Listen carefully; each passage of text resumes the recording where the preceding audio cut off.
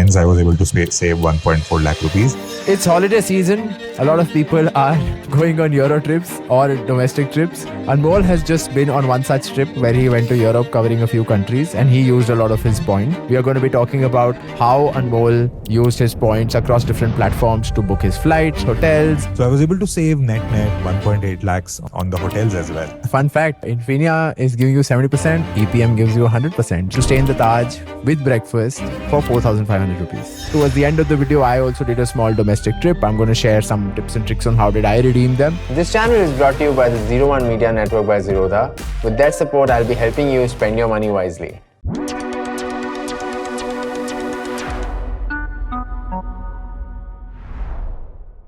Anmol, welcome back from your Eurotrip and back on the channel. Before we jump in, can you tell us where did you go? What was your itinerary like? How many days? How many people? Like a quick overview. This was a trip which I combined with my business trip. I went on a training to London and I thought, why not get my family over as well? So I got my wife and 2 kids. So all the 4 of us traveled through Paris and Switzerland. From London, I went to Paris. They joined me over there. It was a 7-day itinerary. Yeah. 2 days in Paris and 5 days in Switzerland. 7 days or 7 nights? 8 nights actually. Yeah, 8 nights because the first night was just arriving in Paris. So 7 days, 7 nights you could say. Okay. So I think the way you redeemed it was that your wife's tickets and your kids' tickets are the ones that you bought. Yeah, so my ticket from here to London and Switzerland to back was taken care of by my company. Thanks, Google. So I had to book tickets for my wife and kids. Yeah. To and fro, and obviously all the hotels. So those were the major expenses, and then I used some of my points for other things as well, or some of the tricks for other things as well. So I'm going to talk about it. So let's jump in. How did you go about it? Where are they based, and where were they flying into? Yeah. So the first flight was from Delhi to Paris. I took the train from London to Paris, and they joined me in Paris. And there's a story behind that as well. But yeah, let me talk about first the considerations on Delhi to Paris. So because my wife and kids and all the luggage, everything was managed by my wife, I went for a direct flight. So I used Air India points to book the flight one way. And coming back, I used Finnair. That was from Zurich to Delhi. So let me, actually show you how I booked the points, how many points, and what was the revenue ticket about, and how was I able to optimize. Also, while Anmol pulls this up, we are doing a little bit of a credit card playbook on the July 12th. Anmol and I will be there, especially for beginners who are just getting started on the credit card journey. We'll walk you through some strategies, frameworks that we put together to help you make the most of your spends. So if you're interested in that, you'll find the link in the description. We have only 25 slots. Half of them are already filled because I had spoken about this in the M5 video. Some of them will be hopefully open by the time this video goes live. So hope to see some of you there. And yeah, back to Anmol. So the Delhi to Paris was a very straightforward one. I had a lot of points on Air India because of Vistara. I had a lot of points on Vistara. They got transferred into Maharaja points when the transition was happening. I actually used some point. I was short by like some 8,000 points. And if you look at Air India, a lot of credit card programs do not allow transfer. So either I had to buy or I had to transfer from some credit card program. And Access Atlas was the savior at that time. Access Atlas gives you 1:2 conversion on Air India. So every 1 Atlas points, you can get 2 Air India points. So I use that as well. Which translates to 4% returns on Access Atlas. Because 4% returns if you consider Air India as 1 rupee per 1 point. rupee, yeah. Correct. And so because Atlas, you earn 2 rupees for every 100 rupees spent. And that 2 points edge miles converts into Air India. So that becomes 4 Air India points. If Air India point is 1 rupee in most cases, then it's 4%, just simplifying that. But yeah. But here Anmol actually got more value of their Air India points. So actually 4 is even higher. Yeah. So I ended up spending 34,000 points into 3, that is 102,000 points. Now, a good thing about Air India is that the taxes are very low. So I ended up spending only 3,200 into 3, that is 9,600 rupees. And the revenue ticket at that time was around 50,000 per person or 1.5 lakh rupees. So I got a value per point. If you remove taxes from this revenue ticket, I was able to get around 1.38 value per Air India point. And hence I was able to save 1.4 lakh rupees just on this one leg from Delhi to Paris. Yeah. This money saving number, guys, I just want to caveat. This is a little like you can look at it here to get a sense, but obviously there is money which has been spent in the past to earn these points and so on. So I would take It's just to give you a benchmark that you can save significant money. A lot of people say that credit cards don't give significant savings. If used well, they give significant savings, and that's why we are showing this money saved number. So take it in that spirit. Also, this Air India points, they would have expired otherwise. I had a lot of Air India points, wanted to spend these, and so it was a win-win for me. And these points he's been accumulating from the Access Vistara days because he's had that card, he's paid rent with that in the past, he's used that in a lot of different ways. He's hit milestones, so a lot of those points came to his redemption. SBI Vistara. Another good card if you want to accumulate Air India points, and because you can use this for domestic also, is the SBI Air India card. That also gives you 20,000 points at the time of joining, which is a no-brainer for 5,000 rupees. And in addition to that, it gives you 4% in terms of Air India points. Having said that though, I prefer the Axis Atlas. While it does not give you the 20,000 points, it gives you 10,000 Air India points at the time of joining. It gives you more optionality. You can use those points in a whole bunch of different places and it gives the same 4% return. So Atlas actually is a really good card for Air India as well. Okay, so Delhi to Paris was a straightforward one for me. I had Air India points. I wanted to book on Air India, so I was able to get good value on it as well. So it was a no-brainer. Coming back, so I had to come back from Zurich because that was the last city in Switzerland where we stayed. That was a bit tricky. So I'll tell you first how I decided on the airlines because there could be many options: Air India, Swiss Air, Finnair, Etihad, and so on. So first, and I have a bit of points on Amex. I have a bit of points on Atlas. So I can actually use a lot of different airline programs. I could transfer my credit card points to a lot of different airline programs. But I wanted to also understand which is the program which will give me the highest value. And one way to do it is to check all the programs, check the redemption rates on all the programs, check how many points are you getting for each one of these, and which is a very tedious way to do it, right? Other way to do it is websites like Seats.aero and Award Hacker. So let me just give you an example, maybe at Delhi to Paris, which was my first sector. And the dates are July 24, that's just a random date. So this is how it shows you, the points. So for example, these are all the programs, this is the date, and it'll give you exactly how many points and what are the taxes that you'll have to give. So for example, Etihad looks like really good. But just one caveat, sometimes the availability might be stale, so you might need to click here and check. So for example, whenever I want to book, I would just and book here or go directly to the Etihad website and check the points. And similarly, Virgin and Etihad are the big ones right now. I would go to these and book. Now let me show you what are the options it showed me when I was booking for Zurich to Delhi and how my research went. So these are the three big ones. So these are the three good ones that it showed me. Firstly, I realized that the best value I was getting on a Finnair flight from Zurich to Delhi. Not a direct one, but a Finnair flight. Direct was very expensive at that time. As I mentioned, I had Atlas points as well as Amex points. I could have transferred my points into multiple airline programs. So the top three were either I could have booked through Qantas, which is a very unlikely one. Nobody would generally think of booking Finnair through Qantas. The second one was Finnair and third was Cathay. Finnair, the number of points I had to use was a lot, was 40,000 rupees. Qantas was 40,000 per seat, and so that's 120,000 rupees. Qantas was slightly lower at 30,500, and Cathay was the lowest at 27,000. But the taxes were lowest on Qantas. So I went ahead with Qantas, and I'll tell you why that was. And also this table shows you why that was not the best choice, but I went ahead with Qantas at that time. The taxes were 5,500 per ticket, so I ended up spending 16,500 rupees on these. I used my Amex points for this. So I transferred my Amex points to Marriott, and then from Marriott I transferred to Qantas because you can't directly transfer to Qantas through Marriott, and I did not have as many Atlas points at this time. So if you transfer from Amex to Marriott, it is 2:1. So I had to spend 219,600, and I got half of these points, around 110,000 points on Marriott. And from Marriott to Qantas, you get 3:1. But if you transfer 60,000 points, you get 5,000 extra. So 60,000 points get converted to 25,000 points. So I did that to get a value of 25:60 or 60:25 on this. So I ended up spending 219,600 points. And at that time, the revenue ticket was pretty high on this one, 65,000 rupees per person. And so if you look at how much value I got on my Amex points, it was pretty decent at 80 paise per point. So what I've again done is that revenue ticket minus the taxes divided by total Amex points were pretty decent. I could have gotten even better with Cathay, more than 1 rupee, but I went ahead with this and I got this much. Why did you go ahead with this? Why did you go ahead with Qantas and not Cathay?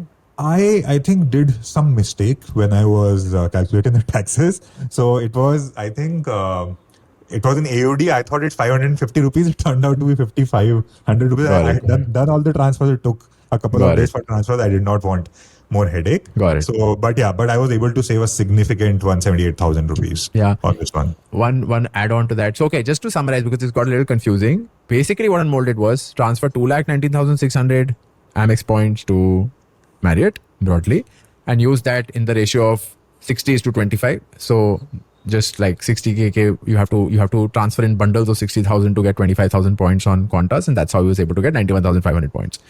And then on top of that, he paid taxes and he got 3 tickets from Zurich to Delhi in Finnair, stopping at Helsinki. So it wasn't a direct flight, but Finnair is a great airline. The other thing I want to call out is, had he gone from, if he had more points, and had he gone from a economy to a business or a premium economy, the 0.8 value would have definitely been higher, because they incentivize you to take a higher cabin. So that is something also I wanted to call out. That's 0.8. If he was, say, for example, traveling alone, and instead of 3 people, he had to, instead of booking 3 tickets, he had to book 1, then he could have possibly upgraded to a premium economy or a business, and then this value could have been even higher. So that's the other thing I wanted to call out. Fun fact, I have also transferred recently a large chunk of my Amex points to Marriott. The reason is that my Amex Flat Charge card was up for renewal. I did not renew it because, like I mentioned in the past, I don't see the benefit of that card for my personal needs. So I didn't renew it, but I had to transfer those points out. I could not transfer it to my Platinum Travel. I learned that you can't transfer points from a higher tier card to a lower tier card, and given Platinum charge is pretty much the highest, you can only transfer it to a Centurion, for example, which I don't have, and no, I don't think they'll offer it to me also. So I had to transfer those points out, otherwise I couldn't have used that card.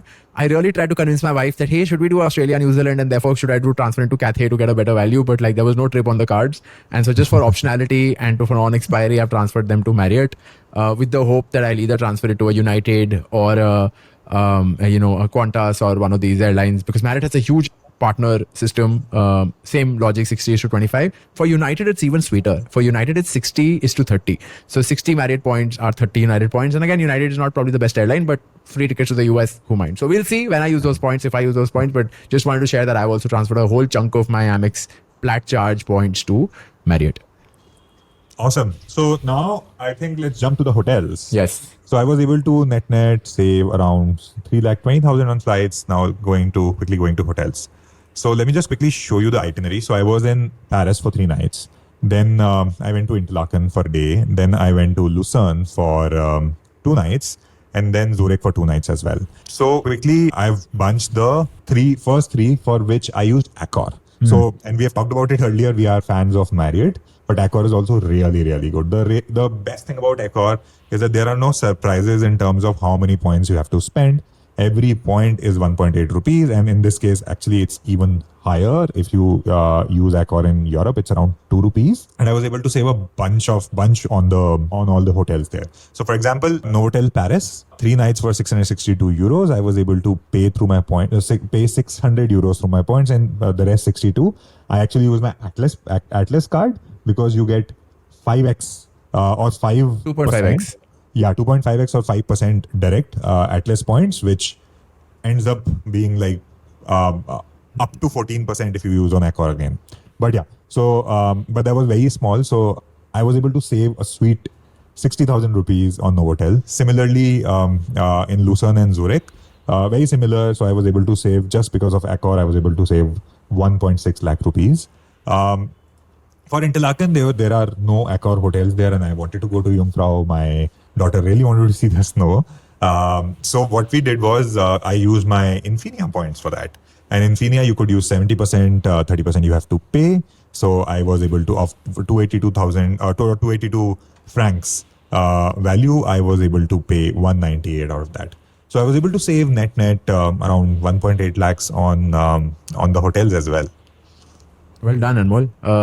Fun fact, Infinia is giving you 70%, EPM gives you 100%. So if you had an EPM card, which you don't, you could have had saved the entire thing of that 30,000 rupee night in Interlaken. Yes, and we have talked in detail on why I can't go for an EPM. Okay, I think just needless to say, we are fans of the Atlas. Make hay while the sun shines. It gives you optionality on Air India. It gives you optionality on Accor, which is amazing.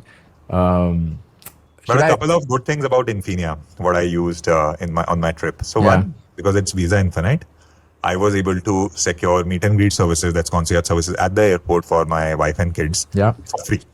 So Adani has this offer wherein you can get one meet and greet service for free per Visa Infinite card. So I booked using my card, one using my wife's card, and I was able to get two.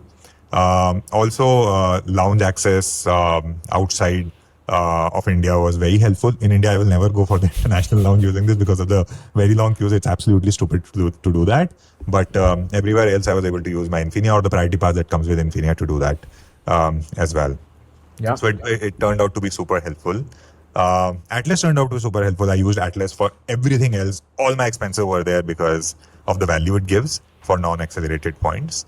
Also, one really amazing thing about Infinia was that at that time there was an offer on Forex cards. So if you transfer to Forex cards up to 1 lakh rupees or 1,12,000 rupees, you get 5x points on Infinia or 5x points on HDFC cards. So I actually used loaded two Forex cards with 2,24,000 rupees and got around 16.5% back on those. And as I mentioned, so I've exhausted my Forex cards and everything else I used. Nice. I was able to save like a bunch.